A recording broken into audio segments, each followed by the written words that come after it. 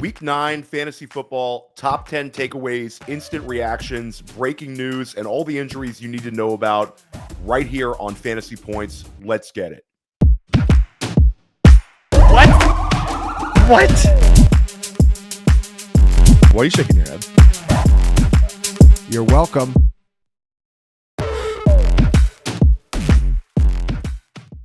Week 9, recording this early Monday morning. Usually recording this Sunday evening, but a lot to get through there with the Washington-Seattle game. We're going to catch you up on that one a little bit later, but really just a wild week in fantasy football. Got through Bye-Mageddon in last week. A couple weeks ago, we're going through multiple bye weeks. We're going through bye weeks again this week, bye weeks next week, just getting through it. Bye-Mageddon sort of in the books. Last week had to deal with 6 teams on bye. This week 4, it seemed a little bit easier to kind of set those lineups, but still a number of challenges with players missing, players getting injured. We're going to get through all of that right now. The first thing that we've got to talk about, Brock Bowers. Brock Bowers, just unbelievable performance. Really, when he's on, Brock Bowers is one of the best players in the NFL. Like, no hyperbole. Brock Bowers is just an unbelievable talent. We saw it last year. The tight end 1 overall as a rookie, just breaking records, breaking Puka Nakua's receptions total, just looking like he's going to be an incredible force. And it's been a rough one for Brock Bowers managers sort of heading into this week. You not only had weeks where he missed with injuries, but Brock Bowers was the tight end 11 in points per game entering week 9. There was a lot of tilting going on my start-sit shows and start-sit questions I put out there on X. I had people asking questions like Travis Kelce or Brock Bowers, George Kittle or Brock Bowers.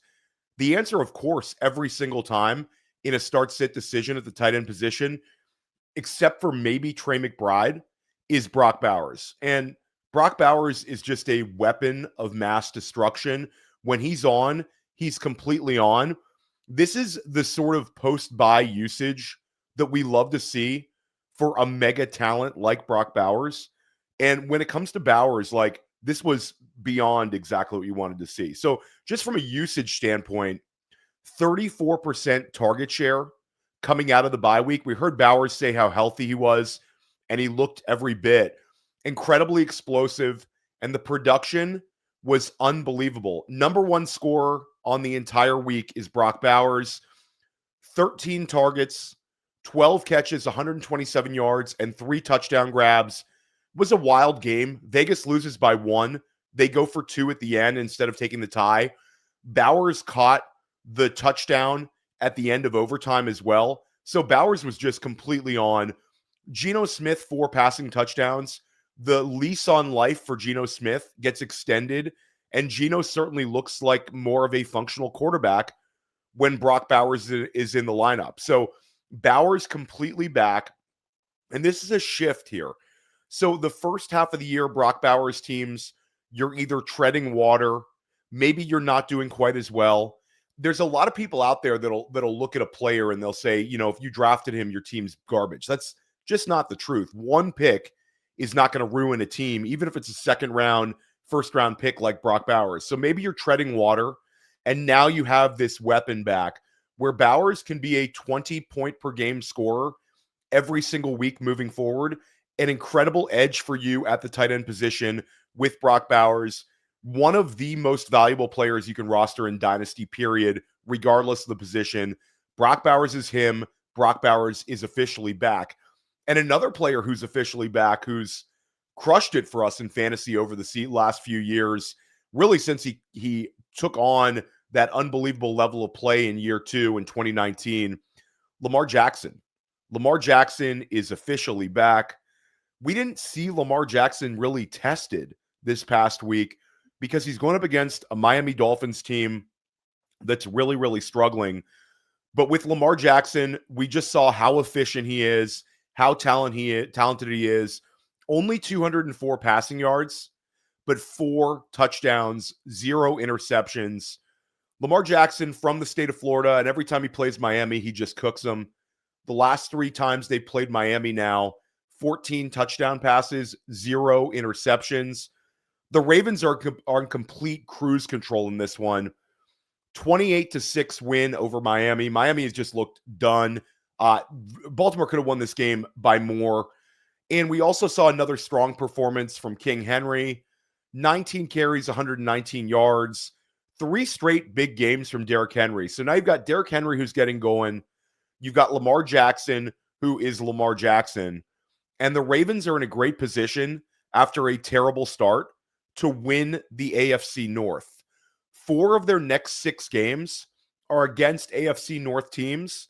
Then they get the Jets, who have 1 win on the season. And they get the Minnesota Vikings, who are bouncing back, and we'll talk about them a little bit later. But they're a team that I think Baltimore can also beat. That's going to be a big one coming up actually next week. That'll be a really big game to watch. So Baltimore's back. Lamar Jackson is back. Top 3 scorer at the quarterback position rest of season. I know Scott Barrett's saying he is the QB1 rest of the year. We'll see. It's going to be a little bit of a battle here. A couple of players are going to challenge him in that one. Mahomes, Allen, certainly. We're going to keep an eye on that one with Lamar Jackson, but a huge edge for Lamar Jackson managers to get the player that they drafted most likely as the QB1 off the board back in their lineups. Really, really awesome stuff there. Let's talk about a league winner that's emerging in Carolina. And that's a player that if you've been watching this show on Fantasy Football Daily podcast, any of my shows, my School of Scott podcast with Scott Barrett, Dynasty Life even, we told you to buy him weeks ago, my Dynasty podcast, Rico Dowdle. Rico Dowdle looks like a league winner right now. Rico Dowdle looks like a league winner right now. And this is not hyperbole. This is just where we're at. Rico Dowdle, and this one will get some people going here. Rico Dowdle looks like this year's version of Josh Jacobs last year in the second half of the year. If you remember the Josh Jacobs experience, Josh Jacobs ramped his scoring numbers up throughout the second half of the year. Green Bay had a ways to win where they kind of took the air out of the football. They leaned into Josh Jacobs. They became a very run-heavy team throughout the second half of the year. Got away from the balance that we saw from them in 2023. And Josh Jacobs ran wild. Jacobs had the best year he's had as a pro. And I think we're seeing that from Rico Dowdle. And the Carolina Panthers had the biggest win that they've had in the course of the Dave Canales era there. This was a huge one. They beat the 5-win Green Bay Packers, and they shut them down on defense. Carolina's got a defense, guys. That defense keeps getting better. And they ride the hot hand in Rico Dowdle. And Rico Dowdle, 25 carries, 130 yards, and a touchdown. So just unbelievable from Dowdle. We're talking about 28 PPR points from Rico Dowdle. Just unbelievable. And you add in the 2 receptions, that's 27 touches for him. 27 touches for Dowdle. Chuba Hubbard only had 5 touches. So Rico Dowdle is a bell cow. And Rico Dowdle is the player that Carolina is leaning on.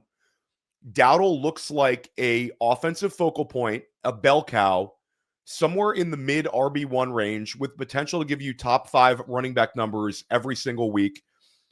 I'm not going to put him in the top 5. I think he's probably somewhere in that RB6 through 8 range because Carolina is not a team that's going to go in there and put 30 on you, and Dowdle is going to benefit from these unbelievable game flows. But the volume, the production, and just how we've seen this in multiple seasons from Dave Canales offenses. Dave Canales is an RB whisperer. Dave Canales is also an ADP whisperer. And those 2 things have come together now for 3 straight years. We saw it in Tampa Bay in 2023. If you had Rachaad White, he gave you top 6 scoring numbers, huge ADP win with Canales as OC in Tampa. Last year, Chuba Hubbard, low-end RB1, high-end RB2 numbers in a very, very affordable price tag heading into the season. Now we're seeing again with Rico Dowdle, and Rico Dowdle might end up being the best of those 3 on a points per game basis. Just think about that one. If you picked up Rico Dowdle off the waiver wire, you're feeling incredible. If you drafted Rico Dowdle late, you're feeling incredible. If you traded for him in some dynasty formats, you're feeling incredible. So Rico Dowdle, we're here. We're here. Don't overthink this one. Dowdle was also a 1,000-yard rusher last year in Dallas. This is not a player who just came off the street and is just some like spot start free agent. This is a guy who had 1,000 yards last year. This is back-to-back coaching staffs that had confidence in Dowdle to give him the rock at a very high volume. You also have Rico Dowdle supplanting a player that the Panthers coaching staff loves in Chuba Hubbard, and he's doing it without an injury. So I know that the injury gave him a foot in the door, but this is not that. Chuba Hubbard's healthy. Chuba Hubbard's out on the field, and he can't get a touch because Rico Dowdle is so good. Rico Dowdle, league winner, this year's version of Josh Jacobs. Write it in ink. Greatest show on turf. We talk about it every week. Greatest show on turf part 2, the Indianapolis Colts. Seems like every single week I'm hyping up a Colt, so we got to talk about it when they struggle. They lose on the road in Pittsburgh, and this was a tough loss. Big win for Pittsburgh. Pittsburgh saw Baltimore coming off of that big win Thursday. I'm sure that rested on their minds, but Pittsburgh still has a advantage in this division. Big win for them. And this was the first game that we've seen that offensive line for Indianapolis that's been playing at an extremely high level really, really get kind of pushed around. Pittsburgh has 5 sacks, 6 quarterback hits, and Daniel Jones looked like Daniel Jones of the past. And Daniel Jones has been terrific this year. We've talked about him, how he's been sort of redefining what he is in the league. But 3 interceptions today doesn't get it done. Jonathan Taylor also shut down.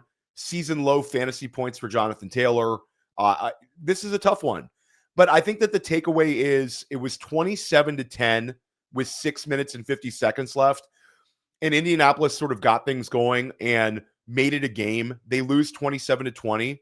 And even in a losing fashion, the Colts still had nearly 400 yards of total offense. So I think Indianapolis is going to bounce back. I don't think this is a sky is falling moment. I don't think this is we're going to have to reassess our Colts. I think this is a blip on the radar. Teams lose on the road in the NFL, and Pittsburgh played a very good game. So hats off to Pittsburgh. Indianapolis will get it going. But yeah, we got to talk about a Colts. Oh, I will say Michael Pittman Jr., another really, really strong game for him. Michael Pittman is trending towards having the best fantasy season he's ever had as a pro. Unbelievable turnaround after last year's injuries. And nice little professional segue. Let's talk about another wide receiver. And anyone who watched my shows over the summer knows this was a guy that I was flag planting all summer long. It's Drake London. And Drake London is one where I thought maybe I was going to have to take an L on him because it was so slow out the gate with London, where we saw the week 1, week 2, week 3, none of those games he scored more than 13.5 points in any of those weeks. Then we saw the really big game against Washington in week 4, and that's sort of woken everything up for Drake London. We now have 4 straight weeks of gameplay with London. Of course, he missed the one game with an injury, and he had the bye week. But 4 straight games played with double-digit targets, where he's had at least 10 targets in now 4 straight games played. The dream scenario with Drake London was with Zac Robinson in the Sean McVay coaching tree. We were going to get a Cooper Kupp-like usage. And we certainly saw that yesterday. 38.8 PPR points. He had 31 points back in week 6. So we're seeing London really, really getting going. 3 touchdown grabs, 14 targets, 9 catches, 118 yards, but 3 touchdown grabs. But it's the 41% target share that's just wild. And the secondary targets in Atlanta are Bijan Robinson and Kyle Pitts. Only one other Falcon even had a catch, and that was Darnell Mooney, and he finished with 1 catch. So Drake London, unbelievable performance. I think Drake London is completely locked in. I think you're looking at a top 5 scorer at the wide receiver position rest of the way. And what else is significant here? He did this on the road. So we've talked about sort of the narrative that Michael Penix and Drake London connect when they're playing in Atlanta. This one was on the road against a tough New England team. Drake London just looks like an absolute monster, a beast out there, an alpha wide receiver 1. Feel good if you picked up Drake London in the second round. And if you paired Drake London with the right player in round 1, you are absolutely looking great down the stretch here. Let's talk about a lot to take in here. This is like 2 takeaways combined here, okay? So we had a wild, wild game. 47-42 Chicago over Cincinnati. 47-42. So many takeaways here. The number one takeaway for me is fantasy managers, really successful ones, and you know these guys, maybe these ladies, like guy like whoever you know in like your league who continually does well year after year. Maybe maybe the manager you're chasing, maybe you're that manager. If you're someone like yourself, you're watching a show like this, you're trying to find an edge. If you're reading fantasy points, you're listening to podcasts, you're like living it. You're about this fantasy football life more so than just some dude who shows up in August, drafts, and then just sets a lineup. Like you're all about it. You're trying to find an edge. And there's always going to be fantasy managers you know that are successful. And those fantasy managers might not have the same draft strategy. Some people are balanced approach. I love a wide receiver and a running back. Some people are, I love wide receivers. I'm going to take them back to back. I'm going to get that wide receiver edge early in my draft, look to attack running back later.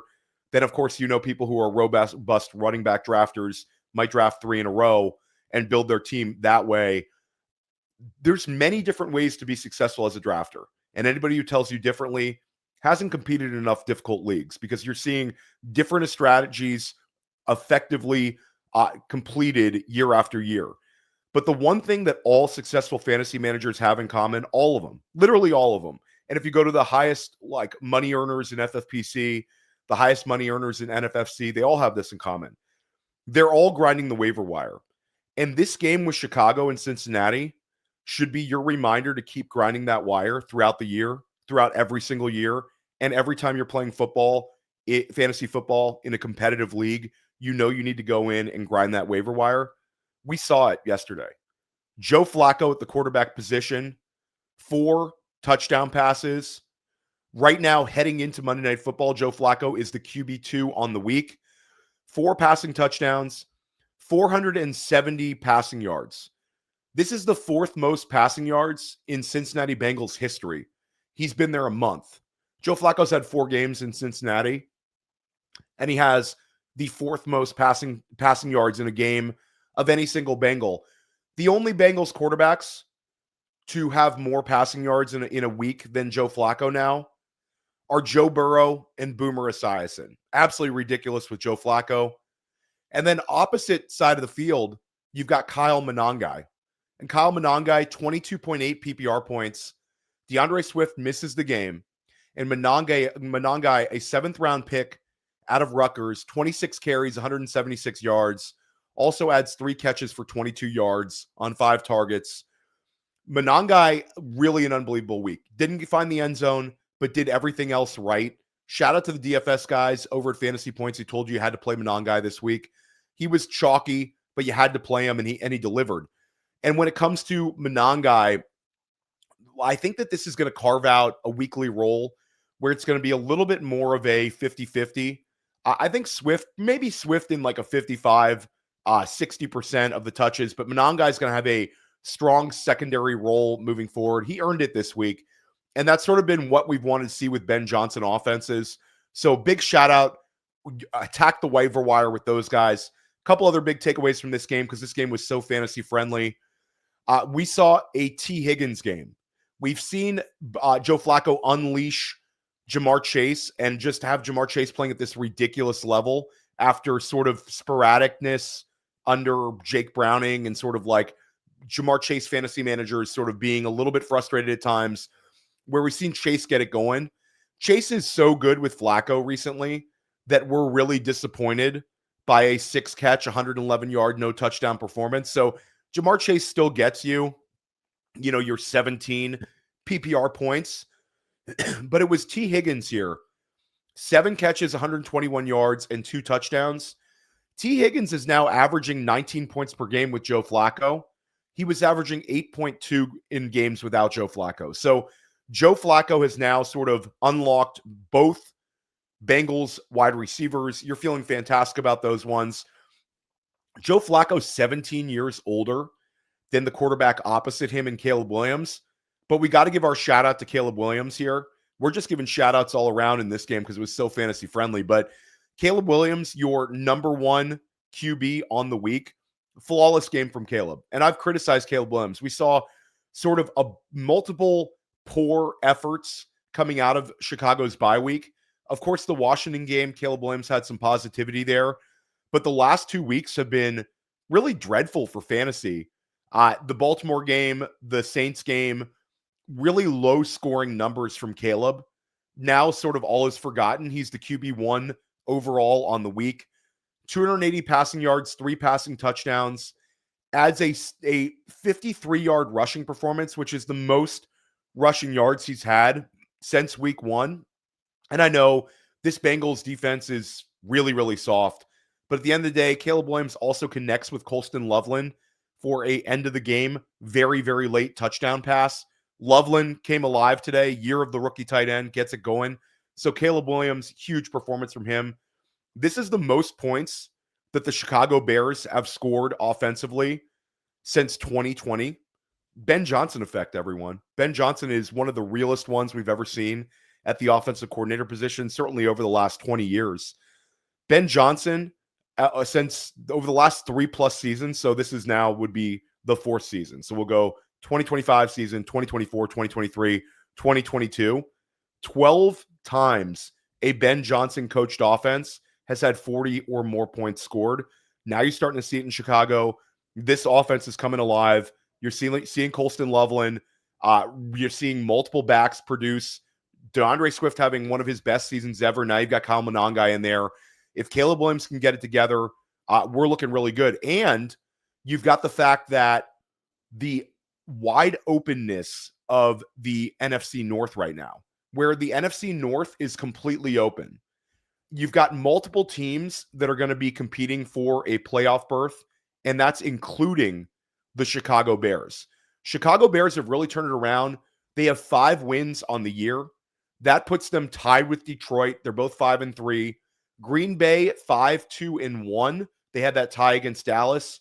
And then Minnesota, who we'll talk about a little later, at 4-4. Ben Johnson effect, and keep hitting that waiver wire.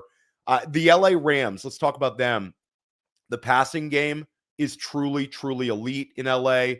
LA completely controlled New Orleans. Just a complete just destruction of the Saints. Back-to-back weeks, the Rams are completely untested. They smoke the Jaguars overseas. Then they come back after their bye week, and it was just methodical. Kyron Williams gives you 114 rushing yards and a touchdown. But the story is the passing game.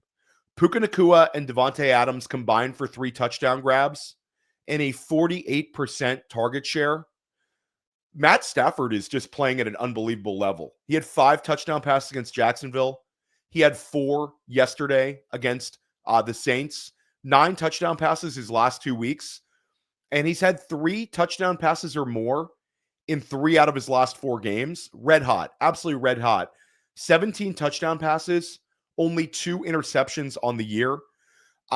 Puka Nacua left the game, but this is one where Sean McVay after the game sort of seemed unconcerned about it. It seemed like it was a preventative thing where they just wanted to play it safe with Puka. I don't think this is anything. We're going to monitor that. Make sure you're tuning in here on the Fantasy Points Podcast Network and Fantasy Points YouTube all week long. We're going to update you on all these injuries. But Puka Nacua, just unbelievable player.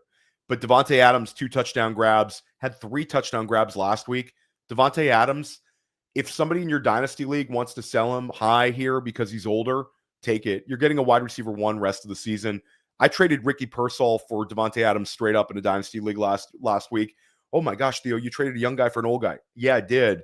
Devontae Adams going to help my team win a title this year because he's playing so locked in. And Matthew Stafford, if you're struggling with the quarterback position, Matthew Stafford looks like a locked-in, low-end QB1. Again, no rushing production with Stafford, but the passing game is so good in LA.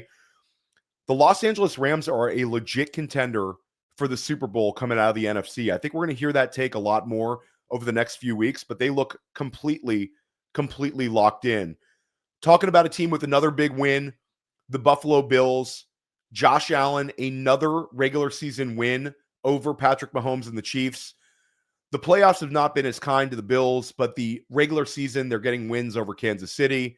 Huge performance from Allen again. 273 passing yards and a touchdown. Also rushes for 2 touchdowns. And this is significant. Josh Allen leads all quarterbacks in rushing touchdowns on the year. has 7 rushing scores. That gives him 6 rushing touchdowns in 8 straight seasons as a pro. He's the first quarterback to ever do this. You've also got Dalton Kincaid. We keep looking for a wide receiver that we can sort of hang a receiver in general that we can hang our hat on week in, week out, with Dalton Kincaid being one of these contenders in Buffalo. Khalil Shakir's had some really, really strong performances as well.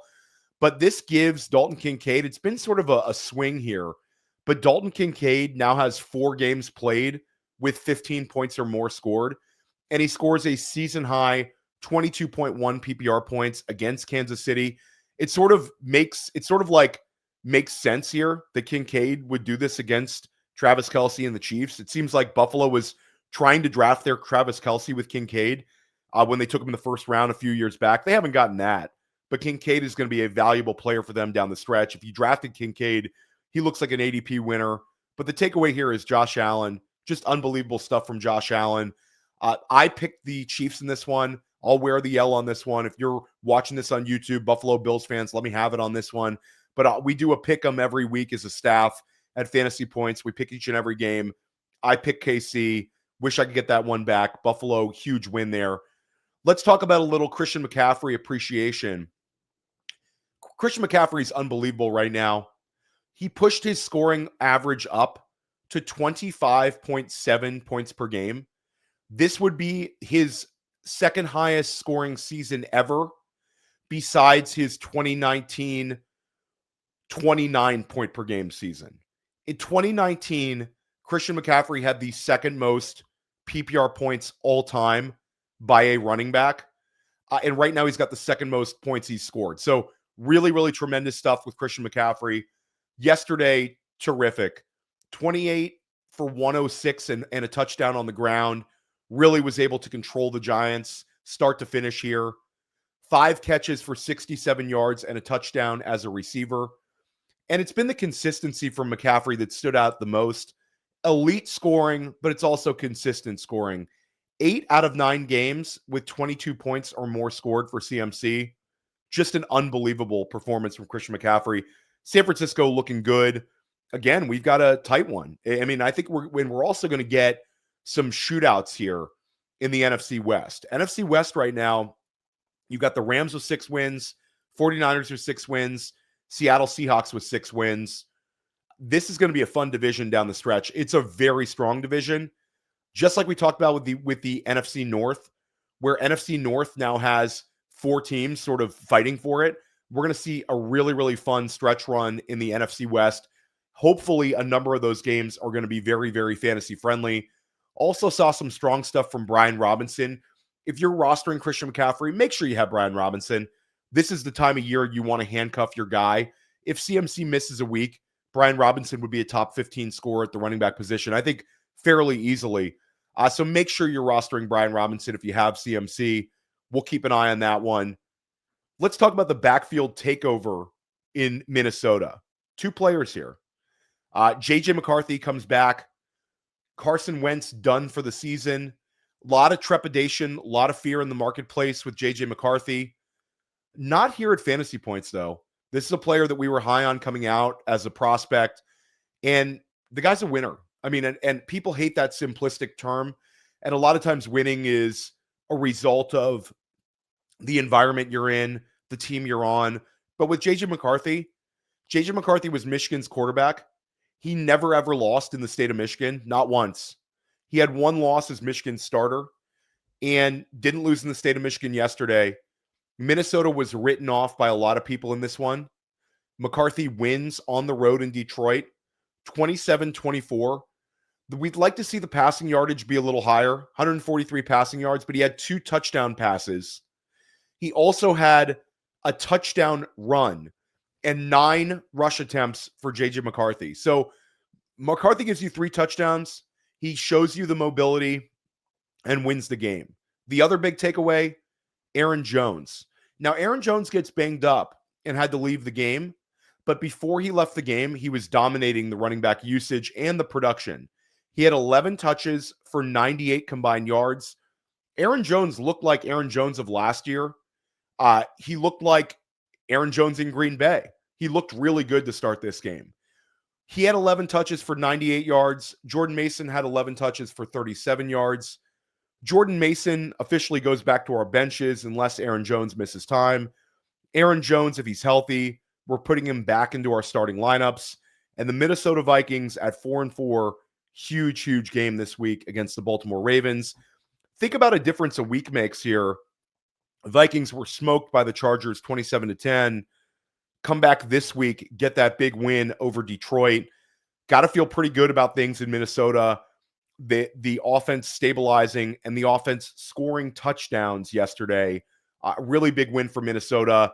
Detroit will get it together. But that's going to be a tough division for Detroit to win. Up in the air in the NFC North. Let's talk about a couple of late takeaways here. Let's talk about the Seattle-Washington game. Talk about teams going in opposite directions of one another. Last year, Washington, everything went right. Made it to the NFC Championship game. Of course, they had that big win over Detroit in the playoffs. Now they're 3-6 on the season. Wasn't even close last night. And we have to talk about Sam Darnold.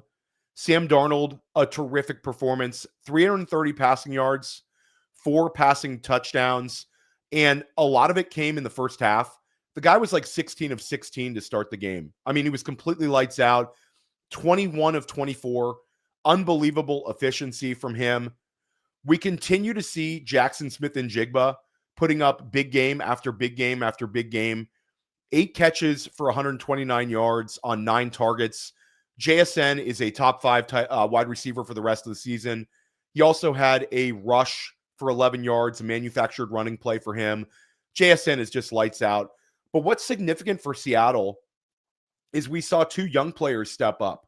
Cooper Kupp misses the game, and a lot of us have talked about Cooper Kupp sort of being cooked, looking cooked. And Cooper Kupp misses the game. He's banged up.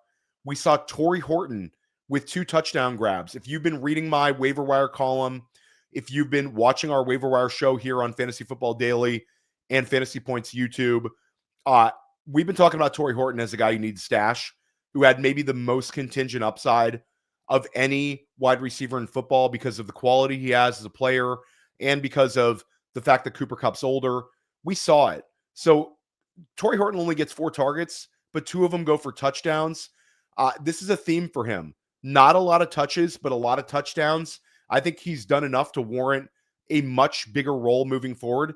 Wouldn't be surprised if he's going to be the wide receiver 2 rest of season, even when Cooper Kupp comes back, and that becomes a little bit more balanced.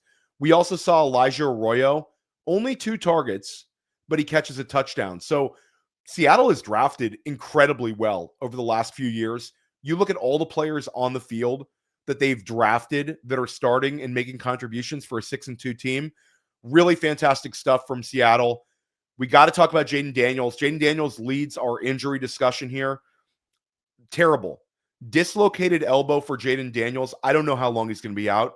I'm sure we're going to get an update early in the week. I know he's getting an MRI. Not good. It looked terrible when it went down. It looked like a season-ending injury when he went down on the field. We'll find out soon. But again, the 3-6 Washington Commanders, they will be cautious with this one. There's been terrible misfortune for Washington, missing a lot of guys. I think they need to do a little self-evaluation of their franchise this offseason. They need to add some youth. They need to add some juice at these skill positions. They tried to moneyball the running back position. They they have 2 older wide receivers. They have an older tight end, and they have this quarterback, Jayden Daniels, who's gotten banged up multiple times this year. So got to do a little self-evaluation in Washington this offseason, but it's looking like it's going to be a little bit of a lost year. Marcus Mariota, Adam in waivers. He's a locked-in starter in Superflex any single week that Jayden Daniels misses. Got to also talk about potential season-ending injury for Tucker Kraft. Heading into week 9, Tucker Kraft was our tight end 1 overall. Devastating news for Tucker Kraft managers. I mean, this one really, really hurts because I have a lot of Tucker Kraft. He's a player that we had on multiple main event teams, and Tucker Kraft just looked fantastic. I wrote about him this week in my Dynasty Market Report. You can read that over at Fantasy Points. Sign up for any package using our already discounted packages using the code Theo and get 15% off. But I write the Dynasty Market Report, And in week 8, we saw a 33-point game from Tucker Kraft. Yesterday, looks like he's done for the entire season. Sounds like it's an ACL. Really not good. Suffered a torn ACL is what we're hearing. We'll have a little bit of clarity on this on Monday. Luke Musgrave becomes your next man in. It's a huge downgrade, though. I think Green Bay offensively, you're going to tick up maybe the wide receivers slightly. Josh Jacobs will get as much as he can handle. Another touchdown from Josh Jacobs yesterday.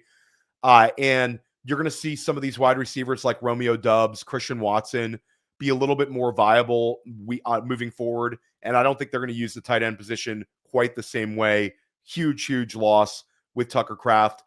Make sure you're tuning in to Fantasy Football Daily. We've got you covered all week long right here on Fantasy Points YouTube if you're watching it, or on the Fantasy Football Daily podcast stream. You can subscribe to Fantasy Football Daily anywhere you get your podcasts. Dropping a waiver wire show, dropping a start sit show, waivers with Joe Dolan, Tom Brawley, start sit with Graham Barfield. Then I have a guest show this week. JJ Zacharyson is joining me on this one. That'll be really fun. We're also doing a special here where NFL trade deadline, we're going live 3:30 p.m. Eastern time.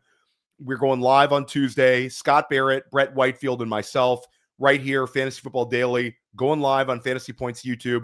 That'll also be a podcast, but we're taking you through the NFL trade deadline. Hopefully we have a busy one for fantasy football. Could we see a Breece Hall trade go down? I mean, something wild like that would be absolutely insane, but we're going to tilt through it with you.